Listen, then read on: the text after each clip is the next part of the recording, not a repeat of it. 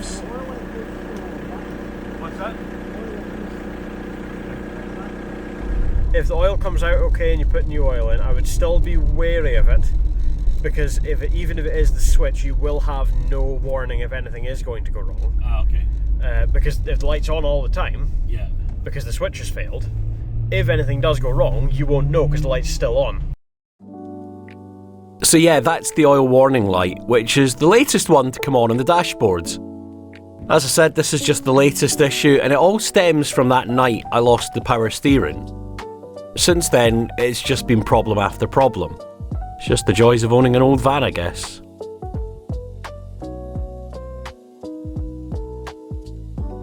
But we managed to get Travis out to Lochside, where my mate Darren was going to have a look, and see if he could get to the bottom of this latest issue. Hopefully.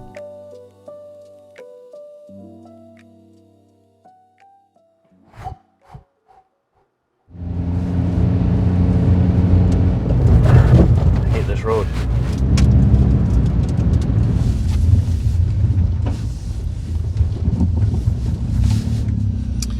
There he is.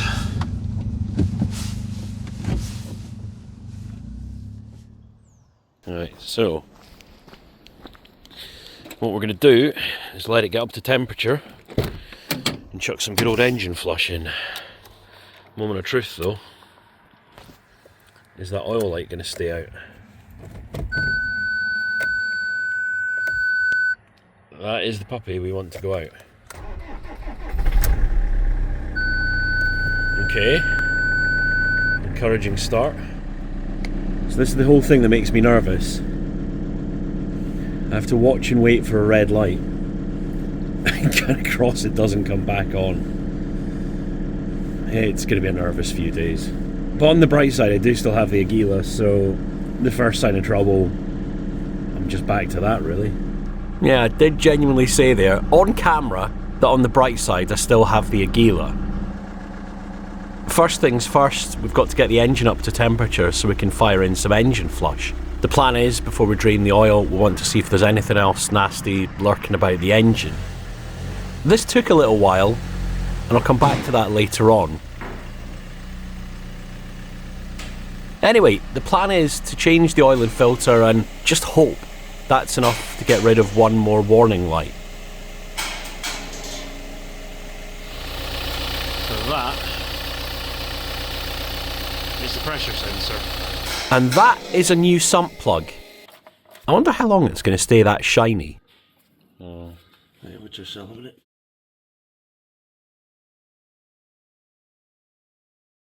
Well, there's nothing too metallic-y coming out, is there? So I'd be reasonably happy so far. And the flush will help it. Can't say I'm as happy about the state of the oil filter, which, well, that looks like it's well due a change.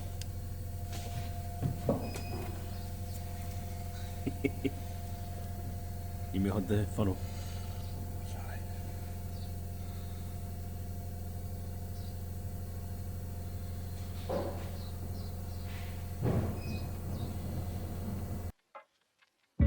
Anyway, to take my mind off all these lights, we went to Spectra, Scotland's Festival of Light. Kind of ironic, isn't it?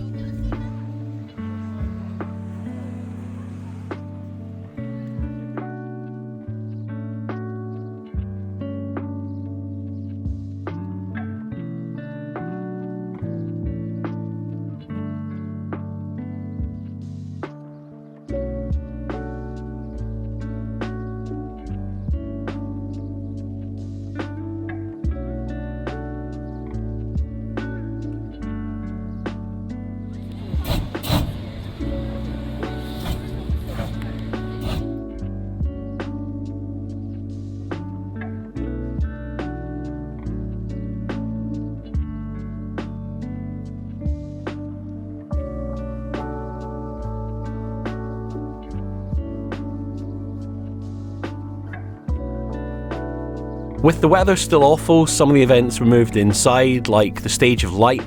This was going to take place on the roof of the St Nicholas shopping centre, but thankfully was held in the Cowdrey Hall instead.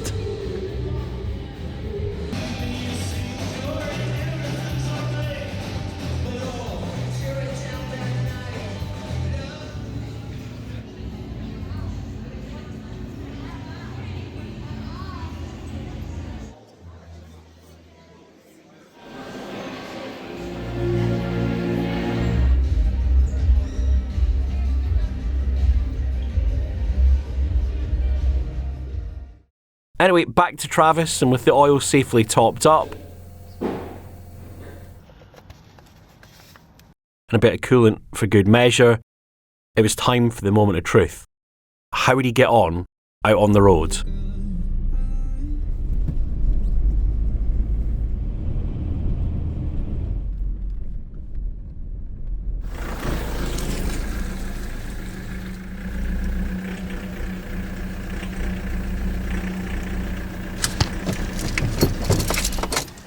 That's been an interesting few days. I've gone from being terrified of driving my own van to just sort of slightly nervous. The oil light's gone out, which is great. That was the main worry for the last few days. If the oil pump fails, it's tatties. That's gone out. We've done the oil change. The oil filter looked like it was used last week at the Scotland-England game, but that's all been changed. The light's gone out. That's good. What's slightly less good is the fact that there's now an engine management light on. I mean, it's kind of been intermittent since about Christmas time. I've plugged the OBD reader in, and it's the EGR valve. Now, you might remember, you might not, that was changed last year. We got a replacement one from the yard at work. One of the guys cleaned it up, made sure it was likely to work, and it's failed. So I've just gone for a brand new one. I have bitten the bullet. 75 quid I think it was for a brand new Lucas one, so that's going to get fitted in the next few weeks. And then? Travis struggles to get up to temperature. This is another issue. And the night that the power steering failed, the coolant level was really, really low, like less than what it needs to be.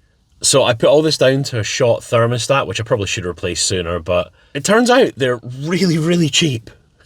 I can have a thermostat delivered for less than the price of a chipper. That's insane. So that's sitting waiting to be fitted as well. And of course, we've still got the good old PCV valve to fit. That's the thing that sits on the end of the fuel rail that so far nobody's actually managed to plumb in and get the van running with. So a lot still to do, but plenty of time to do it. I still have the Aguila kicking about just in case we need to put the van off the road for a couple of days to get everything done. So that's handy. And then once the engine's kind of running and we're happy that that's all done, we need to tackle the sills again. I painted them last year, but unfortunately with all the grit on the road and the constant rain we've had since the turn of the year, the surface rust's poking back through. I'm not entirely surprised at that. And it is just surface rust with being along the length of the van. So that's going to get wire wheeled, we're going to reprime it, put some rust treatment on it, and re-raptor it. That is going to have to wait till the weather improves. And again, that's going to be a let's chuck the van off the road for a couple of days kind of job. Can't really rush that. But before I even get that far, and before I even think about my first overnighter of the year, I kind of need to put an interior back in the van, because with all the sofa moves and the flits I've been helping people with, I kind of took the interior out. Might not have told you about that. But yeah, there's nothing. The bed's lying in pieces up in the flat. The old cabinet's gone because, yeah, it was only ever a short-term solution. It wasn't meant to see out the whole of last year, so that's been binned. So I need to finish the ceiling in the back of the van. I want to get those lights installed that I keep rabbiting on about. I'm going to try and carpet tile the walls, and then obviously I need to rebuild the bed and get a little cabinet in beside it. So I have got so much to do in the next few weeks. I hope you'll follow along for the journey. If you're not already a subscriber, please consider it. Hit subscribe down below. If you found anything useful in the video, feel free to give me a thumbs up and hit me up in the comments. What would you tackle first of everything I need to do? What will be your priority job? I am going to have lots of van update videos in the next few weeks, sorry. But I'm also hoping if the weather shifts for long enough, there are some brilliant places I want to go and I'd love to take you along. So yeah, hit subscribe, follow along, and I'll catch you again in a couple of weeks.